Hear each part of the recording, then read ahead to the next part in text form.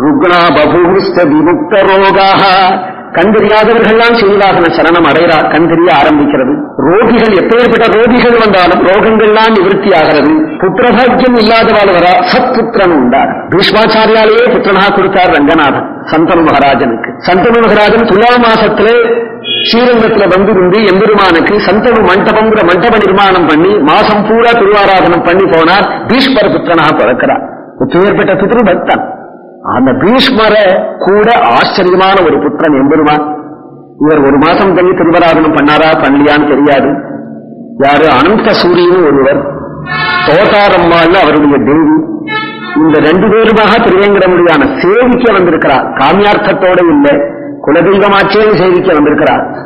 சேவிக்க வந்து தங்கினால் ராத்திரி அந்த அம்மா ஒரு கனவு கண்டால் எம்பெருமானுடைய கை மணியை முழுங்கிட்டது மாதிரி, கை மணியை அர்ச்சகர் கொடுக்கிறது போலையும் பிரசாதமா வாயில போட்டு முழுங்கிட்டது மாதிரியும் ஒரு கனவு கண்டார்.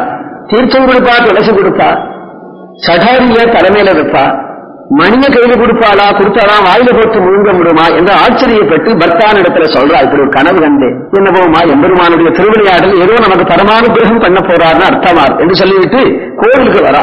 சுப்பிரபாதம் ஆகி கோவில் சன்னதியில மணியை காணலைன்னு ஜனங்கள்லாம் பேசிக்கிறார். அர்ச்சகெல்லாம் மணியை காணல, கைமணியை காணும் யாரும் பேசிக்கிறார். சொல்ல முடியுமா? சொப்பன்களை மாதிரி முழுங்கிட்டேன்னு சொல்ல முடியுமா? நம்புவாளா? தன்னுடைய தேவியை பார்க்கிறார். ஒருத்தருக்கு தம்பதிகள் பார்த்துண்டா பெருமாள் சேவிச்சுட்டு ஊருக்கு போயிட்டா. அந்த நாள் முதற்கொண்டு கர்ப்பம் தரிச்சு சுவாமி வேதாந்த தேசிகர் விஷ்ணு கண்டாவதாரா என்று விஷ்ணு கண்டையினுடைய திருவள்ளையப்பனுடைய கண்டையினுடைய அவதாரமாவே வரார். அப்படின்னா எப்பேற்பட்ட பிள்ளைய கொடுத்துட்டார். புத்திரபாகியம் வேண்டவாளுக்கு எப்பேற்பட்ட பிள்ளைய கொடுத்துட்டார். 1000 பீஷ்மருக்கு மேல வேதாந்த தேசிகர் அப்பேற்பட்ட புத்திரனை கொடுத்துட்டாரே. வந்தியாச்ச தத் புத்திரம் அவாபுரஸ்ய சேஷாச்சலே சஸ்ய தரிசனேன. யாருக்கு என்ன கிடைக்காது? ஒரு பெரிய கல்பக விருட்சம்னா இருக்கு. காமதேனு தோத்து போயிடும், கல்பக விருட்சம் தோத்து போயிடும் அல்லவோ காத்துன்றது பக்தர்களுக்கு அனுகிரகம் பண்ண. அபியர்ச்சிதானாம் சகசாவரானாம் தாத்தாவதான்யா கருணாமுபுராசி சர்வத்ர லோகே சததம் ஜனானாம் ஸ்ரீ வெங்கடேசா குலதெய்வமாசீத். பல பேருக்கு மனோரதங்கள் சித்திச்சதனால வந்து பரம்பரையா வழிபட்டு பல குடும்பங்களுக்கு குலதெய்வமானார் திருமலையப்பன். அப்படி கொண்டவான் சக்கரவர்த்தியோடு பெருமாள் பண்ண திருவிளையாடல்லாம் மேல நாளைக்கு காலமே சொல்லுவோம். டோலோத்சவம். சர்வத்ர கோவிந்த நாம சங்கீர்த்தனம்.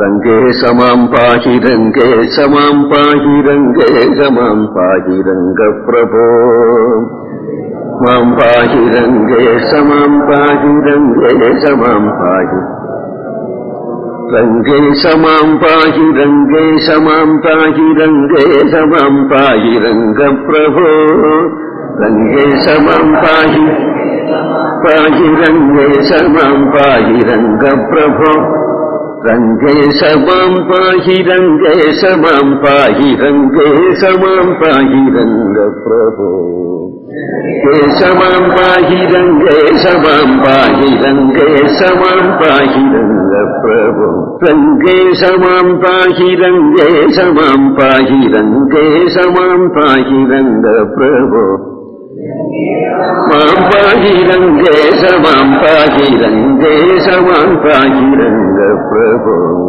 லக்ஷ்மீநாத சமாரம்பாம் நாதயாமுன மத்தியமாம் அஸ்மதாச்சாரிய பர்யந்தாம் வந்தே குரு பரம்பராம். யோ நித்யமச்சுத பதாம்புஜ யுக்ம ருக்ம வியாமோகதஸ்ததிதராணி த்ரிணாயமேனே அஸ்மத்குரோர் பகவதோஸ்ய தஜங்க சிந்தோ ராமானுஜஸ்ய சரணம் சரணம் பிரபத்யே.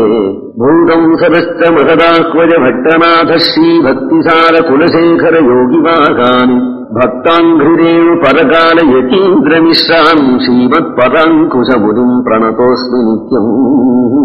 ஸ்ரீயப்பதிம் ஜெகநாதம் சர்வதேவ நிஜாமகம் நாராயணம் வாசுதேவம் சரண்யம் சரணம் பஜே. வாசுதேவஸ்ய மகிஷீம் நித்யாம் நித்யானபாயினீம் கல்யாணீம் லோகஜனனீம் கமலாம் ஆஸ்ரயே ஸ்ரியம்.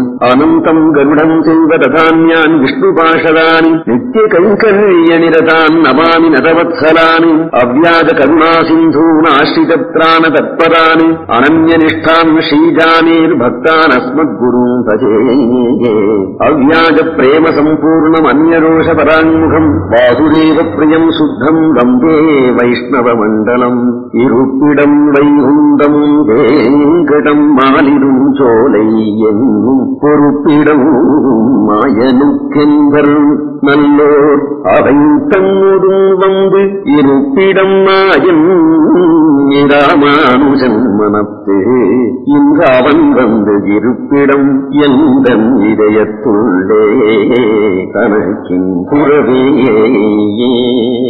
நான் அவனை காதார் திருமேனி காணும் அளவும் போய் சீரார் திருவேங்கடவே திருக்கோவலூரே மதில் கட்சி ஊரகமே பேரகமே பேராமருதிருத்தான் வெள்ளரையே வெக்காதே பேராளி தன்கால் நரையூர் திருப்புலியூர் ஆதாமும் சூழ்ந்த அரங்கம் கனவுந்தை காதார் மணி நிற கண்ணனூர் வெண்ணகரம் சீரார் கண்ணனூர் சேரை திருவழுந்தூர் காரார் குடந்தை கடிதை கடல் முல்லை ஏராத்தோர் பொழில் சூழிடவெந்தை நீர்மலை சீராரும் மாலிரும் சோலை திருமோகூர் பாரோடு புகழும் பதறிகி வடமதுரை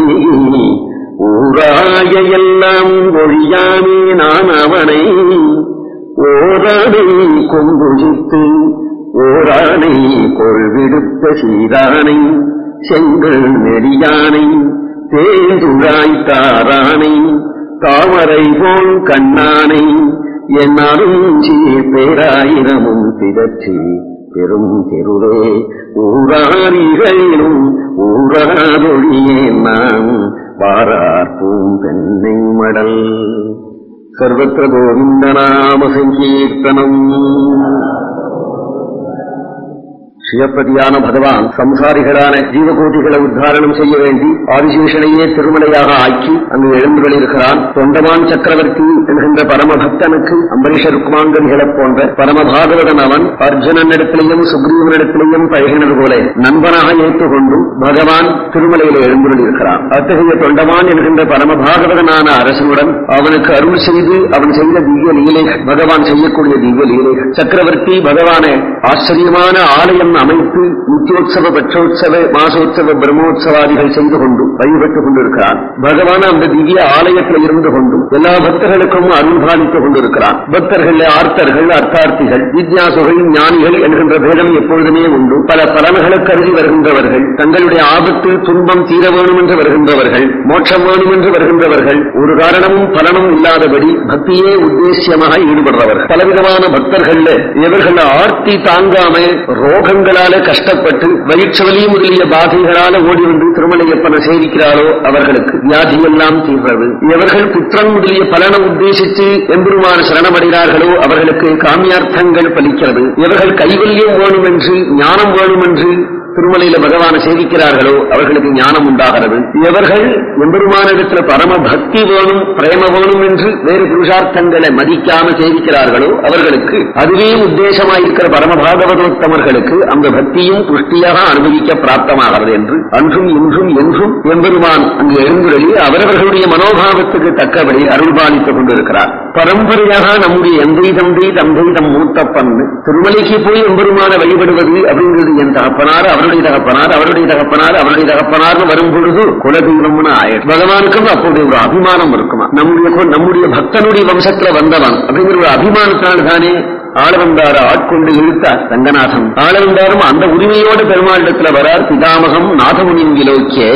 என்று அந்த உரிமையோட வரார். அப்ப ஆளவந்தார் சொல்றாரு, என்னிடத்துல பக்தி ஞானம் வைராக்கியம் இருக்கா தெரியாது, சோழராஜனாக ஆகி உலக சுகங்கள்ல உருண்டிருந்த என்ன மனக்கால் நம்பிய அனுப்பிச்சு பிடிச்சு இழுத்து என் எதிரில நிறுத்தி வச்சிருக்கிறீர். ஆனா இடத்துல பக்தி இல்லை, ஞானம் இல்லை, வைராக்கியம் இல்லை. ஆனால் ரொம்ப வயோதிகர்கள் ஒரு பையனை பார்த்தா நீ இன்னாருடைய பேரனோ அப்படின்னு சொல்லுவார். அதுபோல பார்த்ததுமே நாதமுனிகளுடைய பேரனோ அப்படின்னு முகஜாடியை கொண்டு நாதமுனிகள் நனவிலே அடியேனே கண்டு நீர் சந்தோஷப்பட்டாரா என்று சொல்கிறார். அதான் குலதெய்வம்னு வழிபடுறதனுடைய பெருமை. அத்தகைய குலதெய்வமாக சில பேருக்கு சுத்ர தேவதைகள் கிராம தேவதைகள் அமைஞ்சுடும். ஆனால் திருவேங்கடமுடையான் குலதெய்வமாக அமைஞ்சவர்கள் பெரிய பாக்கியசாலி. அப்புறம் குலதெய்வம் பரதெய்வம் இஷ்ட தெய்வம்னு தனிதனித்திருக்காரு. குலதெய்வமும் அவனே, பரதெய்வமும் அவனே, இஷ்ட தெய்வமும் அவனே அப்படின்னு ஆயிடுறதுனால ஆர்வத்தோடு அவனை கூப்பிட முடியாது. சரியாழ்வார் குலதெய்வமாக நினைத்து சரணாகதி பண்றார். எம்மனாயின் குலதெய்வமே என்னுடைய நாயகனே நின்னுடைய நாய் பெற்ற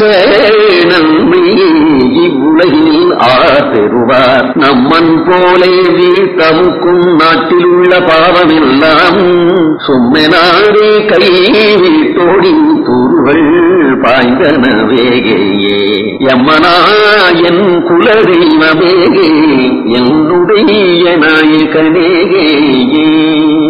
3 நாமங்கள் எம்பெருமானுக்கு அழைக்கிறார் பெரியாழ்வார். எம்மனா என்று கூப்பிடுறார், என் குலதெய்வமே என்று கூப்பிடுறார், என்னுடைய நாயகனே என்று உரிமையோட கூப்பிடுறார். 3 சொற்களை எவ்வளவு அருமையான பதங்கள். வியாக்கியானம் பண்ற ஒவ்வொருத்தரும் இதை ரசிக்கிறார்கள். முதலுக்கு வியாக்கியானம் பண்ற எம்மனா என் குலதெய்வமே என்னுடைய நாயகனே என்கிற 3ஆலும் ஞான விரோதியும் ஆசிரியன விரோதியும் மோட்ச விரோதியும் போகிறபடி என்று ஆள வந்தார்.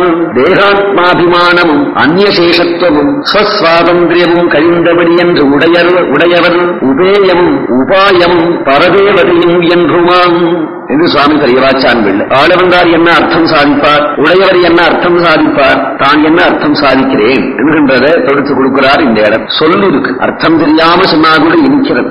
எம்மனா என் குலதெய்வமேகே என்னுடைய நாயகனே திருப்பி திருப்பி சொல்லிட்டு இருக்கலாம் போல. அர்த்தத்தை எடுத்து காட்டுகிறார். 3 நாமங்கள் அதனால ஞான விரோதியும் ஆசிரியன விரோதியும் மோட்ச விரோதியும் என்றபடி ஆள வந்தார். எம்மனா அப்படிங்கும் பொழுது ஞான விரோதி கழிஞ்சோடு. என்ன ஞான விரோதி? ஞான விரோதியா இருக்கிறது எதுன்னா தாசோகம் அப்படின்னு சொல்லாம சோகம்னு சொல்றதா. பகவானுடைய தாசன் அப்படிங்கிற ஞானம் இல்லாம தான் தனித்த ஒரு தத்துவமாக நினைத்து கொண்டிருக்கிறது தான் உண்மையான ஞானத்துக்கு விரோதம். உண்மையான ஞானம் அவனுடைய அடியான் அப்படிங்கிற ஞானம் வரணும். அது இல்லாம தான் சுதந்திர ஆத்மஸ்வரூபம் அப்படின்னு நினைக்கிறதே, தன்னை ஒரு சுதந்திர ஆத்மஸ்வரூபம் அப்படின்னு நினைக்கிறதே ஒரு அஜ்ஞானம் ஆச்சு. ஈஸ்வரனுக்கு ஆட்பட்டவன் அப்படிங்கிற ஞானம் ஜீவனுக்கு ஸ்வரூபதா உண்டு. ஜீவனும் ஈஸ்வரனும் சமம் அப்படின்னு சொல்ற அத்வைதிகள், இரண்டும் ஒன்று அப்படின்னு சொல்ற அத்வைதிகள் காட்டிய திருஷ்டாந்தங்களிலேயே பேதம் இருக்கு. அத்வைதிகள் கடலும் அலையும் போலே ஜீவனும் ஈஸ்வரனும் ஒண்ணு, பிம்பமும் பிரதிபிம்பமும் போலே